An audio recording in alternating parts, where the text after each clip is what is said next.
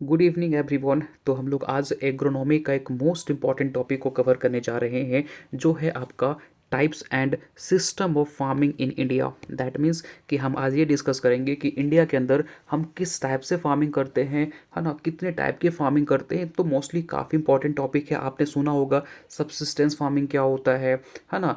तो इस टाइप के जो क्वेश्चन आपके एग्जाम के अंदर आते हैं, एरेबल फार्मिंग क्या होता है, तो ये सारी चीज़ें आपको पता होना चाहिए, क्योंकि आप एग्जाम के अंदर देखेंगे तो कई बार एग्जाम में आपके टर्मिनोलॉजी से क्वेश्चन आते हैं, है ना, डिफरेंस से क्वेश्चन आते हैं। और कई बार आप इंटरव्यू में जाओगे ना, तो यहाँ से डायरेक्ट क्वेश्चन पूछ देगा, अच्छा बताओ कि प्लांटेशन क्या होता है ना। इसके बाद पूछ देगा एरेबल फार्मिंग क्या होता है, कैश क्रॉप क्या होते हैं। तो ये सारी चीज़ें आपको पता होनी चाहिए। तो कंप्लीट मैं आपको ये बात बता दूं कि आज का सेशन काफ़ी इंपॉर्टेंट होने वाला है, very very important.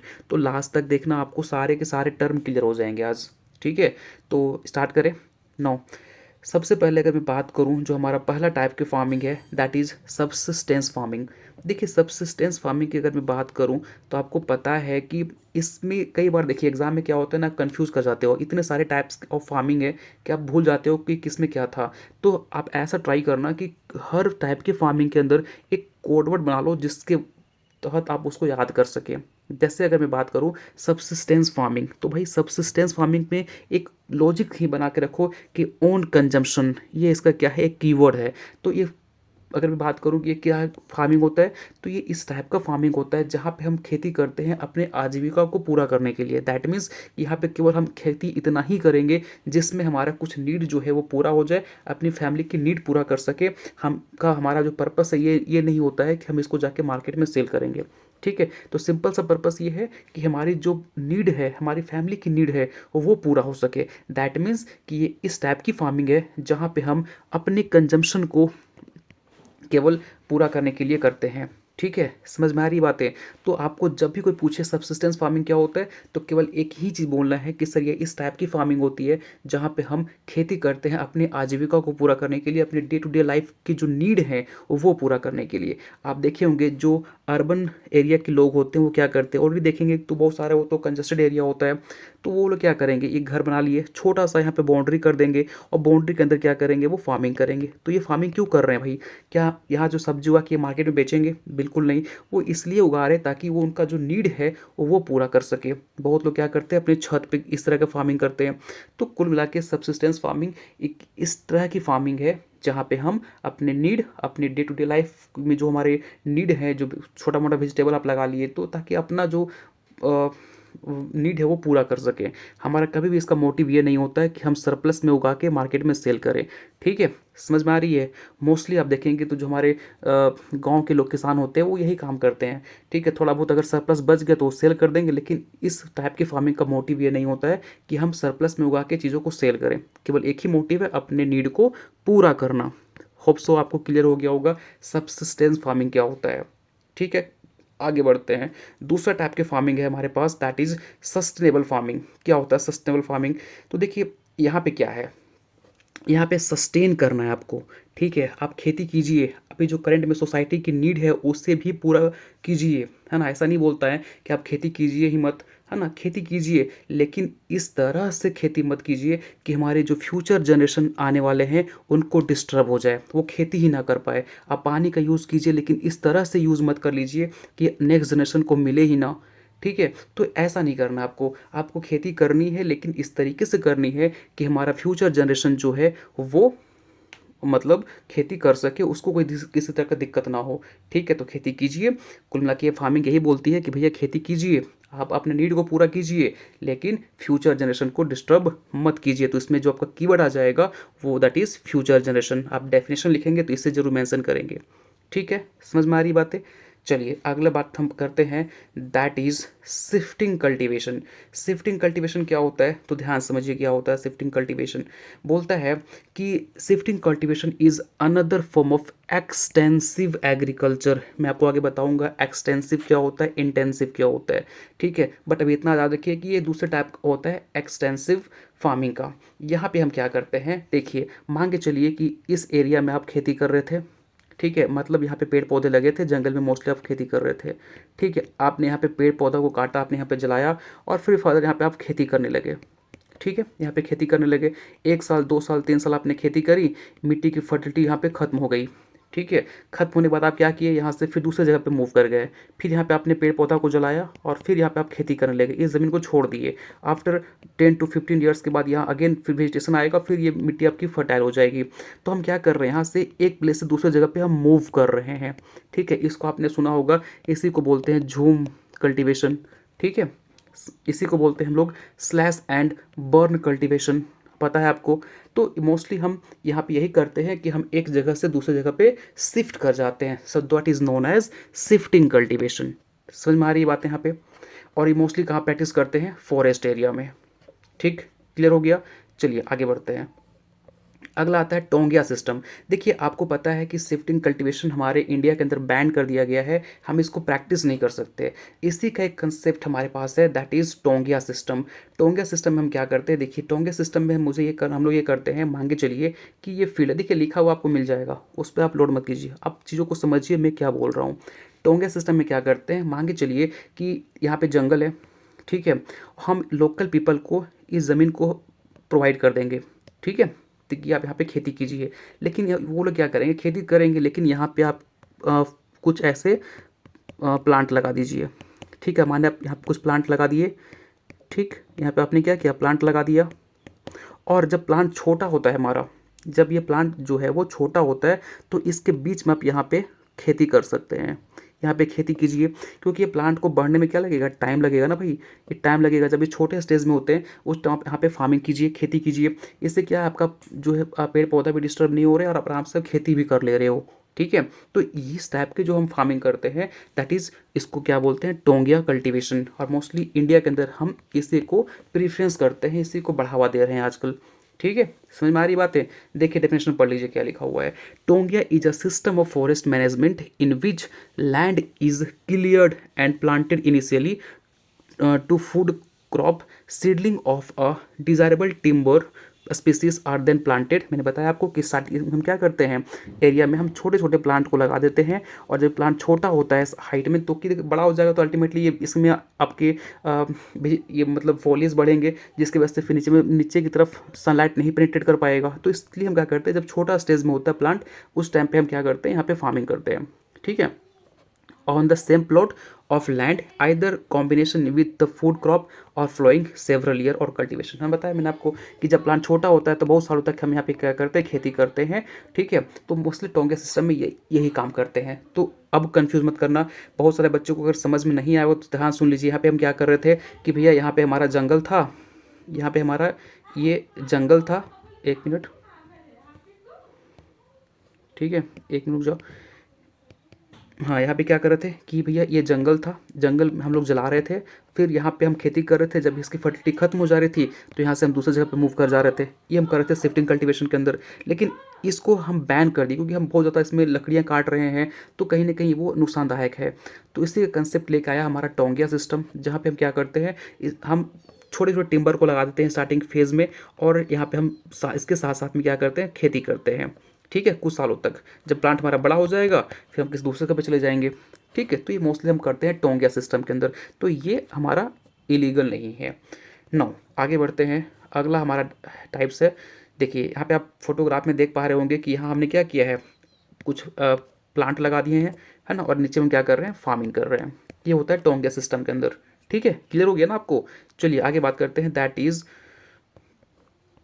Specialised farming.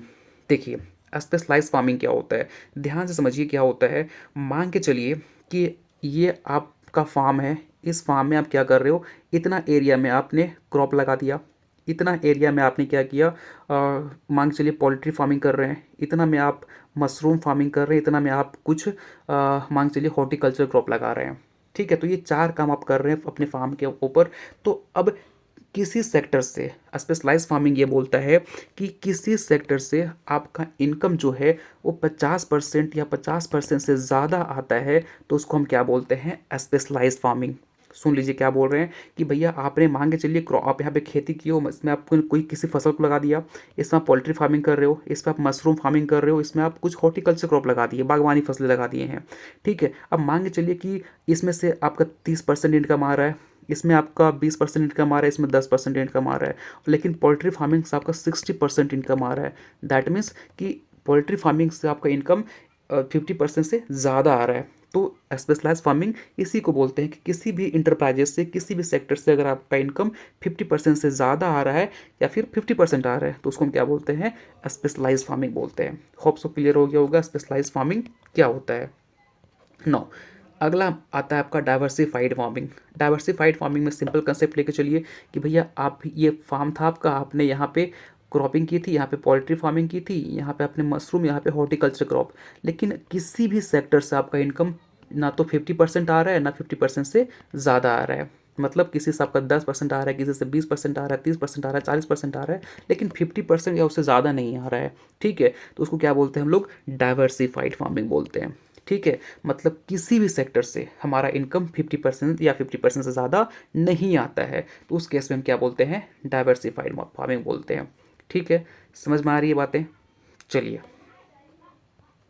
नौ, अगला आता है आपका मिक्स्ड फार्मिंग। अब देखिए मिक्स्ड फार्मिंग क्या बोलता है, समझिए ध्यान से। क्या बोलता है, it represent a type of farming in which crop production and livestock production are combine. अब मान के चलिए कि ये आपका फार्म है, इसमें आपने फसल भी लगा रहे हो और इसमें आप एनिमल हस्बेंड्री, दैट मीन्स कि इसमें आप लाइव स्टॉक भी कर रहे हो, पशु को भी पाल रहे हो। तो आप जब एक मतलब कॉम्बिनेशन में आप इंटरप्राइजेस को कर रहे हो, दैट मीन्स कि एक फार्म में आप मशरूम फार्मिंग कर रहे हो, उसमें आप लाइव स्टॉक कर रहे हो, साथ में उसमें आप खेती भी कर रहे हो, कुछ क्रॉप लगा रहे हो, तो उसको हम क्या बोलेंगे, दैट इज़ मिक्स्ड फार्मिंग। ठीक है, उसको क्या बोलेंगे हम, मिक्स्ड फार्मिंग बोलेंगे। ठीक, समझ में आ गई। और एक ऐसा भी केस में देखिए क्या बोला है यहाँ पे, समझिए कंसेप्ट को। बोलता है some of the crop that are grown under this system are wheat, barley, potato, legumes. तो ये सारे क्रॉप्स को हम इस तरह के सिस्टम में मोस्टली प्रीफर करते हैं। ठीक, समझ में आ गई। अब इसमें क्या होता है, देखिए हम मोस्टली मान के चलिए हमारे पास लाइव स्टॉक नहीं है, तो हम क्या करेंगे, हमने कुछ क्रॉप लगा के रखी हैं, हम मार्केट जाएंगे, फर्टिलाइज़र लाएंगे, इसमें ला के छीट देंगे। लेकिन यही अगर हमारे पास लाइव स्टॉक प्रेजेंट है तो इनमें जो हमारे गोबर आएंगे, जो काउ डंक आएंगे, उसको ला के अपने फील्ड में छीट देंगे, तो कहीं ना कहीं हमारी फर्टिलिटी को ये मेंटेन करेगी ना। तो मिक्स फार्मिंग का सेंस यही होता है कि अपने फार्म पे आप खेती भी कर रहे हो, आप साथ में पोल्ट्री फार्मिंग भी कर रहे हो, लाइव स्टॉक गाय भी पाल रहे हो, तो इस टाइप के फार्मिंग को क्या बोलते हैं, मिक्स्ड फार्मिंग बोलते हैं। ठीक, समझ में आ गई बातें। चलिए आगे बढ़ते हैं। अगला आता है कॉमर्शियल फार्मिंग। कॉमर्शियल फार्मिंग का सिंपल सा मोटिव यही होता है कि भैया हम क्या करेंगे, सेल करेंगे, है ना। आप हम खेती कर रहे हैं लेकिन इतना खेती कर रहे हैं कि एक तो हमारा नीड भी पूरा हो जा रहा है और बहुत सारा सरप्लस बच जा रहा है। अब सपोज मान के चलिए कि इतने एरिया में आपने खेती करी, ठीक है, इसमें से आपका 10% फैमिली नीड था वो पूरा हो गया, 90% आपका बच गया। अब क्या 90% क्या करोगे, जाहिर सी बात है मार्केट में सेल करेंगे। तो मोस्टली इस टाइप के फार्मिंग को हम इसलिए करते हैं ताकि हम इसको सेल कर सकें, ज़्यादा से ज़्यादा हम प्रॉफिट को अर्न कर सकें। ठीक है, समझ में आ रही है। तो इसको क्या बोलेंगे, कॉमर्शियल फार्मिंग। ठीक, समझ में आ गया। अब इसमें जैसे कि आप टोबैको लगा सकते हो, टी लगा सकते हो, कॉफ़ी लगा सकते हो, ये सारे जो है वो कॉमर्शियल फार्मिंग के ही क्या आते हैं, टाइप्स में आते हैं। ठीक, समझ में आ गया। चलिए आगे बढ़ते हैं। अगला आता है एग्री बिजनेस। ठीक है, तो एग्री बिजनेस भाई नेम से ही इंडिकेट हो रहा है, एग्रीकल्चर से रिलेटेड जो बिजनेस होते हैं उसे क्या बोलते हैं, एग्री बिजनेस बोलते हैं। ठीक है, मतलब कोई भी ऐसा बिजनेस जिसमें एग्रीकल्चर हमारा इन्वॉल्व है उसको क्या बोलेंगे, एग्री बिजनेस बोलेंगे। ठीक है, जैसे अगर आप लाइक कोई प्रोसेसिंग ही और कोई प्रोसेसिंग रिलेटेड ही बिजनेस खोले हो तो आप इनपुट कहाँ से लाएंगे, लाइक एग्रीकल्चर से लाएंगे ना। जैसे मान से लिए आप टोमेटो को परचेस कर रहे हो, उसका आप केचप बना रहे हो, ठीक है, तो कहीं ना कहीं इनपुट कहाँ से मिल रहा है आपको, एग्रीकल्चर से ही मिल रहा है। ठीक है, इस तरीके से आप कोई भी बिजनेस आप पोल्ट्री फार्मिंग कर रहे हो, ठीक है, आप अगर अंडे को सेल कर रहे हो तो वो कहाँ से आ रहा है, अगर वो एग्रीकल्चर से आ रहा है दैट मीन्स इस क्या है आपका, ये एग्री बिजनेस है। ठीक, समझ में आ रहा है ना। चलिए आगे बढ़ते हैं। अगला आता है आपका इंटेंसिव फार्मिंग। ध्यान समझिएगा यहाँ पे क्या बोल रहा है ये। इंटेंसिव फार्मिंग का सिंपल सा मोटिव ये होता है, इंटेंसिव, ये कीवर्ड समझिएगा, ठीक है। इंटेंसिव फार्म में क्या होता है, छोटा एरिया होता है लेकिन हम वहाँ पे बहुत ज़्यादा प्रोडक्शन लेते हैं। ठीक है, मतलब ये छोटा एरिया है और इस छोटे एरिया में हम मैक्सिमम मैक्सिमम इनपुट का यूज़ करके हम ज़्यादा प्रोडक्शन लेते हैं। ठीक है, छोटा एरिया है, हम ज़्यादा इसमें इनपुट लगा रहे हैं और ज़्यादा इनपुट लगा के हम क्या कर रहे हैं, ज़्यादा प्रोडक्शन ले रहे हैं, तो उसको क्या बोलते हैं हम, इंटेंसिव फार्मिंग, है ना। छोटा एरिया, मैक्सिमम प्रोडक्शन। ठीक है, फिर क्या बोलता है, it is a practice in those country where supply of land is limited. अब ये ऐसे कंट्री में प्रैक्टिस किया जाता है जहाँ पे जो लैंड है वो काफ़ी लिमिटेड है, बहुत ही कम है, और पॉपुलेशन क्या है, बहुत ज़्यादा। ठीक है, मतलब कि भैया हमारे पास ज़मीन कम है लेकिन पॉपुलेशन बहुत ज़्यादा है, तो वहाँ पे क्या करेंगे हम, कम ही एरिया में खेती करेंगे और इस तरह से करेंगे भैया, उसके लिए भले जितना हमको इनपुट लगाना पड़े लगा देंगे लेकिन ज़्यादा प्रोडक्शन लेके जाएंगे। ठीक है, समझ में आ रही है। तो उसी को हम क्या बोलते हैं, इंटेंसिव फार्मिंग बोलते हैं। कुल मिला के बात इतना समझ के रखिए आप कि हम यहाँ पे छोटे एरिया में मैक्सिमम इनपुट का यूज़ करके ज़्यादा प्रोडक्शन लेते हैं, इसी को बोलते हैं हम इंटेंसिव फार्मिंग। उड़ीसा में, बिहार में, है ना, इसको हम प्रैक्टिस करते हैं। और जैसे कि आपका इंडिया में भी इसको यूज़ करते हैं, चाइना में, जापान में, है ना, ब्रिटेन में, हॉलैंड में, जर्मनी में, है ना, बेल्जियम में, इस टाइप के मेथड को हम प्रैक्टिस करते हैं। ठीक है, हमारा इंडिया में देखिए ना क्या हो रहा है, ज़मीन कम होती जा रही है, पॉपुलेशन बढ़ते जा रहा है, तो इस टाइप का प्रैक्टिस हम कहाँ करते हैं, इंडिया में करते हैं। ठीक है, आगे बढ़ते हैं। अगला आता है एक्सटेंसिव फार्मिंग। अब उसी का यह उल्टा है। यहाँ पे क्या होगा कि भैया यहाँ पे देखिए, ज़मीन आपके पास बहुत ज़्यादा है। अब बहुत ज़्यादा ज़मीन है तो जाहिर सी बात है कि जित हम इसमें ज़्यादा इनपुट यूज़ नहीं कर पाएंगे, तो मैक्सिमम एरिया में हम कम इनपुट का यूज़ करके ज़्यादा प्रोडक्शन लेते हैं। ठीक है, समझ में आ रही बातें। तो यहाँ पे हम क्या करेंगे, ये आपके पास लैंड ज़्यादा है, इसमें इनपुट लेकिन हम कम यूज़ करेंगे और ज़्यादा हम प्रोडक्शन लेंगे। ठीक है, तो उसको क्या बोलते हैं, एक्सटेंसिव फार्मिंग बोलते हैं। ठीक, समझ में आ गया। चलिए, मोस्टली हम कहाँ प्रैक्टिस करते हैं, मोस्टली इसको हम पंजाब में, हरियाणा में प्रैक्टिस करते हैं। और अगर बात करें आउट ऑफ इंडिया तो मोस्टली यूएसए, रसिया, ठीक है, एक मिनट, है ना, यूएसए हो गया, रसिया हो गया, ऑस्ट्रेलिया हो गया, अर्जेंटीना हो गया, ब्राज़ील हो गया, यहाँ पे मोस्टली इसकी हम प्रैक्टिस करते हैं। ठीक है, समझ आगे बातें, आगे बढ़ते हैं। 9, अगला आता है प्लांटेशन फार्मिंग। प्लांटेशन फार्मिंग क्या होता है, देखिए ये वो टाइप का फार्मिंग होता है जहाँ पे हम, है ना, सिंगल कैश क्रॉप को ग्रो करते हैं मोस्टली सेल पर्पस के लिए। ठीक है, जैसे टी हो गया, कॉफ़ी हो गया, रबर हो गया, स्पाइसेस हो गया, ये सारे क्या हैं आपके प्लांटेशन क्रॉप है। ठीक है, कुल मिला के बात ये है कि यहाँ पे हम अगर किसी क्रॉप को, मतलब टी को लगा रहे हैं तो बहुत बहुत बड़े एरिया में हम टी को लगाएंगे और इनका मोटिव केवल यही रहेगा कि भैया इसको हम सेल करेंगे और अच्छा खासा पैसा अर्न करेंगे। ठीक है, आप देखेंगे तो टी, कॉफ़ी, रबर, है ना, ये सबको क्या बोलते हैं, प्लांटेशन क्रॉप बोलते हैं। ठीक है, समझ में आ रही है बातें। तो प्लांटेशन क्रॉप समझ आ गया कि भैया एक सिंगल को कैश क्रॉप, मान हम टी लगा रहे हैं तो टी को पूरा का पूरा बहुत बड़े एरिया में हम ग्रो कर रहे हैं, फिर फर्दर उसको हम मार्केट में सेल कर रहे हैं और उससे हम पैसा कमा रहे हैं, तो उसको क्या बोलते हैं, प्लांटेशन फार्मिंग बोलते हैं। ठीक है, 9, आगे बात करते हैं। अगला आता है ले फार्मिंग। ले फार्मिंग क्या होता है, देखिए मोस्टली ये हमारे ले फार्मिंग ग्रेजिंग पर्पस के लिए किया जाता है। मान के चलिए कि इसमें आपका ग्रास हो गया, लेग्यूम्स हो गया, हम इसको मोस्टली लगाते हैं ताकि हम अपने जो चारा है उसको पूरा कर सके, साथ में हम अपना कंजर्वेशन पर्पस के लिए भी हम इसको यूज़ कर सकते हैं। ठीक है, मतलब कुल बात यही है कि ले फार्मिंग में मोस्टली हम ग्रासेस को लगाते हैं, कुछ लेग्यूम्स फोडर को लगाते हैं ताकि हमारा जो ग्रेन है वो हमें मिल सके और जो हमारा फोडर है उसको हम अपने चारा मतलब गाय पशु वगैरह को दे सकें। ठीक है, तो उसको हम ले फार्मिंग बोलते हैं। ठीक है, समझ में आ गया। चलिए आगे बात करते हैं। अगला आता है कंटूर फार्मिंग।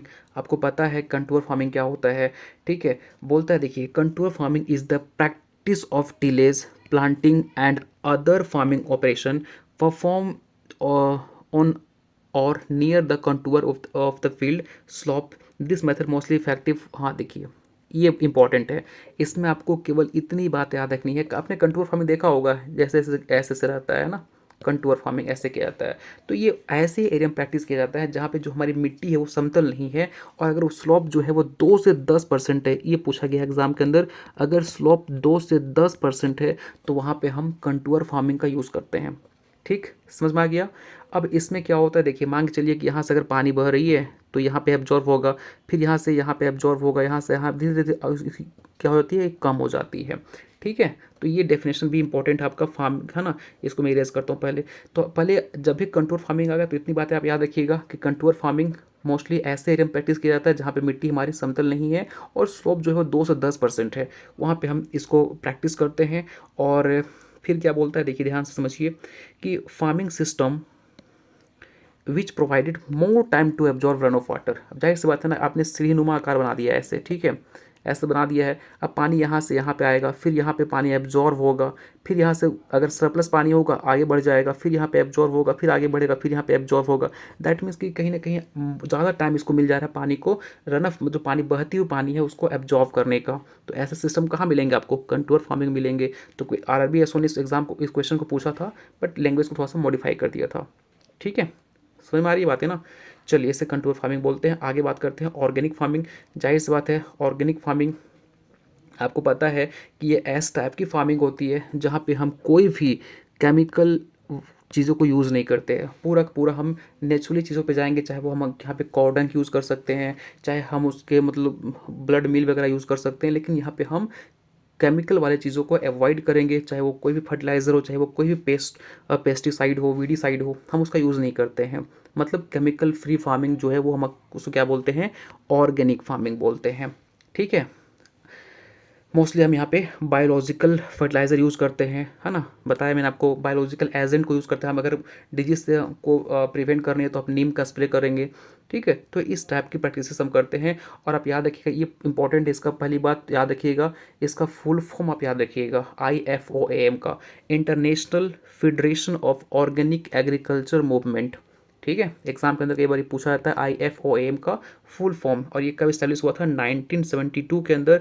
और मोस्टली ये क्या करता है आपका, ये प्रमोट करता है sound agriculture practices and world wide demand for organic. ठीक है, साथ में आपका ये सर्टिफिकेशन भी प्रोवाइड करता है। ठीक है, बस ये याद रखिएगा कि सर्टिफिकेशन भी प्रोवाइड करता है आपका। ठीक, समझ में आ गया। इसी का रिलेटेड कंसेप्ट है आपका eco farming, biological farming, biodynamic farming, macrobiotic agriculture, ये सब इसी का क्या है, सिनोनिम है। ठीक, तो ऑर्गेनिक फार्मिंग समझ में आ गया आपको कि यहाँ पे हम केमिकल फ्री फार्मिंग करते हैं, केमिकल का यूज़ नहीं करते हैं। ठीक है, और साथ में इस आपको याद रखना है IFOAM का फुल फॉर्म, जो कि इम्पोर्टेंट है, और ये कब इस्टेब्लिश हुआ था, 1972 के अंदर। ठीक, चलिए आगे बढ़ते हैं। अगला आता है ड्राई लैंड फार्मिंग। ठीक है, तो ड्राई लैंड फार्मिंग पता ही है आपको कि भैया ये उस टाइप की फार्मिंग होती है जहाँ पे क्रॉप को ग्रो करते हैं विदाउट इरिगेशन। ठीक है, समझ आ रही है। और अगर वहाँ पे अगर देखिए, क्योंकि मैं आपको एक सब्जेक्ट पढ़ाने वाला हूँ रेनफेड एग्रीकल्चर, वहाँ पे आपको कंप्लीट डिटेल में बताऊंगा कि dry farming, dryland farming, rainfed farming क्या होता है, इनमें क्या डिफरेंस होती है। बट अभी केवल आप इतना याद रखिए कि ऐसा जगह जहाँ पे रेनफॉल जो है, एनुअल रेनफॉल जो है वो 750 mm से अगर 500 mm तक होता है ना, या फिर उससे कम होता है, तो उसको क्या बोलते हैं, ड्राईलैंड फार्मिंग। नाम से पता चल रहा है, ड्राई मतलब मिट्टी सूखी हुई है, पानी उतना ज़्यादा होता नहीं है।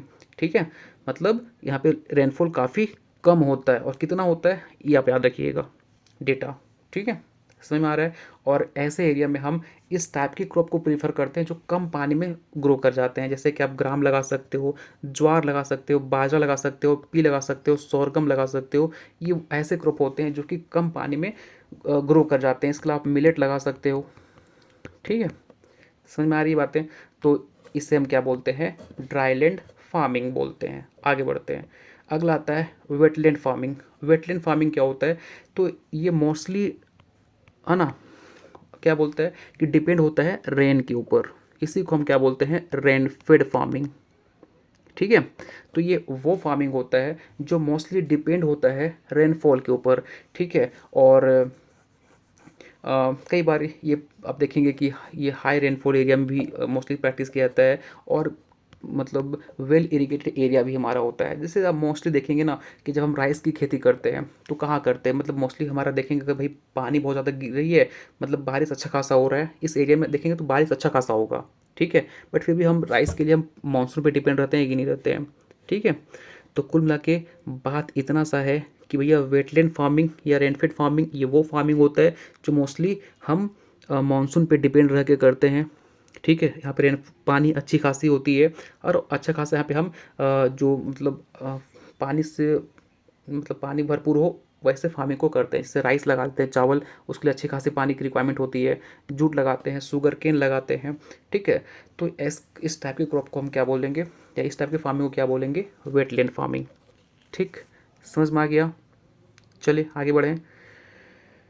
नौ, अगला आता है प्रीसीजन फार्मिंग। अब प्रीसीजन फार्मिंग पता ही है आपको कि ये हाईटेक फार्मिंग है भाई। ये देखिए, आप इस स्टेटमेंट को भूलेंगे नहीं, केवल एग्जाम पूछ देता है कि precision farming is also known as site specific crop management. ठीक है, ये इतना एडवांस टेक्नोलॉजी है। ये अलग बात है कि हमारा फार्मर इसको अडॉप्ट नहीं कर सकता है, क्योंकि भाई इसके बहुत सारे लिमिटेशन है।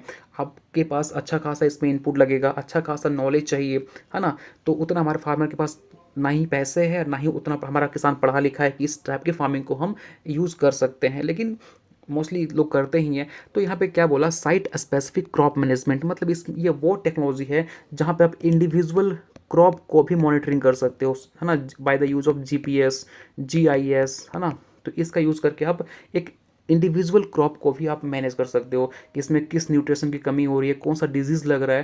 ये सारे आप यूज़ कर मतलब सारे चीज़ आप मॉनिटरिंग कर सकते हो by the use of GPS, GIS, है ना। मतलब ये एडवांस लेवल का एक टाइप का फार्मिंग होता है जहाँ पे हम पूरा का पूरा कंप्यूटराइज की मदद से, सैटेलाइट की मदद से फार्मिंग को करते हैं।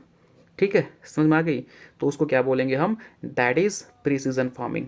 आगे बढ़ते हैं, है ना। यहाँ पे देखिए एक बात बता रहा है कि हम यहाँ पे जीपीएस, जीआईएस इसका यूज़ करते हैं ताकि हम प्लांट को अच्छा सा मतलब कौन सा एक्यूरेट अमाउंट में डाल सके, कितना फर्टिलाइज़र नीड है, कितना इसमें इरिगेशन नीड है, सारे को हम एक्यूरेट डाल सकते हैं। और मोस्टली इसमें हम सेटेलाइट का यूज़ करते हुए इमेजेस को कलेक्ट करते हैं। ठीक, समझ आ गई। चलिए अब बताइए, क्या किसान हमारा इसको अडॉप्ट कर सकता है? बिल्कुल नहीं, हमारे पास उतना टेक्नोलॉजी, उतना हमारा किसान पढ़ा लिखा नहीं है। अब इसका एडवांटेज क्या है, मैंने बताया आपको कि ये मतलब बहुत ही अच्छा टेक्निक होता है। आप इससे आराम से कोई भी डिसीजन आराम से ले सकते हो, है ना। सही टाइम पे आप एक्शन ले सकते हो। दैट मीन्स कि मान के चलिए ये एरिया है आपका, इस पर आपने खेती करी है प्रिसीजन फार्मिंग की मदद से, और ये एरिया आपका जो है वो कहीं ना कहीं डैमेज हो रहा है, तो इसको आप आराम से मॉनिटरिंग कर सकते हो कि इसमें क्या नीड है। आप सेटेलाइट से इसकी फ़ोटोग्राफ ले सकते हो, तो कहीं ना कहीं आप आसानी से इसके जो नीड है, इसमें प्रॉपर जो क्या हमें एक्शन ले सकते हैं, क्या किस चीज़ की कमी है, वो आसानी पूर्वक यहाँ से आप आइडेंटिफाई कर सकते हैं। ठीक है, तो ये हम इसका एडवांटेज है। और जाहिर सी बात है कि अगर ये एडवांटेज है तो हम इसमें प्रॉपर जितना फर्टिलाइज़र नीड है उतना ही डालेंगे, है ना। प्रॉपर अच्छा प्रोडक्शन दे के जाएगा हमको, क्योंकि जितना नीड, जाहिर सी बात है ना कि हम क्या करते हैं, जितना आपको खाना नीड होता है उतना खाना खाएंगे तो जाहिर सी बात है हम हेल्दी रहेंगे। ज़्यादा खाएंगे तो भी नुकसान करेगा, कम खाएंगे तो भी नुकसान करेगा। हमारा किसान क्या करता है, वो तो अंदाज से ही डालता है ना यूरिया के, हाँ ये फसल में ये है, डाल दो, एक खाद डाल दो। ठीक है, लेकिन एक्चुअल रीज़न आपको अगर पता करना है तो कहीं ना कहीं इस सिस्टम से आप कर सकते हो। तो एडवांस भी है, लेकिन टिलर इसके कई सारे लिमिटेशन भी हैं कि भैया ये हाई कॉस्ट होता है इसका, है ना। इंस्ट्रूमेंट कॉस्ट काफ़ी हाई लग जाएगा, है ना। इसके पास अच्छा खासा इसलिए नॉलेज चाहिए। हमारे किसान के पास उतना अच्छा खासा नॉलेज है नहीं। एक्सपर्टीज़ के लिए आपको बहाली करने पड़ेंगे, उसको चार्ज अलग से देना पड़ेगा, वो अलग। ठीक है, और ये छोटे मोटे लैंड के लिए ये एप्लीकेबल नहीं है, इसके लिए अच्छा बड़ा बड़ा एरिया चाहिए। ठीक है, और कहीं न कहीं मोस्टली इसके लिए हमारे पास मार्केट का भी दुविधा है ना। आपको अच्छे खासे इसके इक्विपमेंट वगैरह जो है वो हमारे मार्केट में भी कहीं न कहीं नहीं मिल पाती हैं। ठीक है, और ठीक है, तो ये सारे मतलब कुल मिला के बात यही है कि लैक ऑफ नॉलेज, है ना, high initial cost, lack of land, है ना, प्लस हमारे टुकड़ों में जो लैंड बटा हुआ, किसी किसान का देखिए ऐसा कभी होता है कि हमारे पास इंडिया में कि किसी का एक पूरा बड़ा एरिया में फार्मिंग है नहीं, इतना में टुकड़ों में बटा हुआ लैंड है। ठीक है, तो कहीं ना कहीं ये सारे जो है वो इस लिमिटेशन है, हम इसलिए इस टेक्नोलॉजी को हम यूज़ नहीं कर पाएंगे। नो, अब आता है हमारा वर्टिकल फार्मिंग। देखिए ये हमारा वर्टिकल फार्मिंग है, तो यहाँ से हम स्टार्ट करेंगे कल। आज हम इतने रखते हैं, आपको मैं नोट्स टेलीग्राम ग्रुप पे शेयर कर दूंगा। ठीक है, उसको आप जाके टेलीग्राम पे एक बार पूरा का पूरा रिवाइज कर लेना।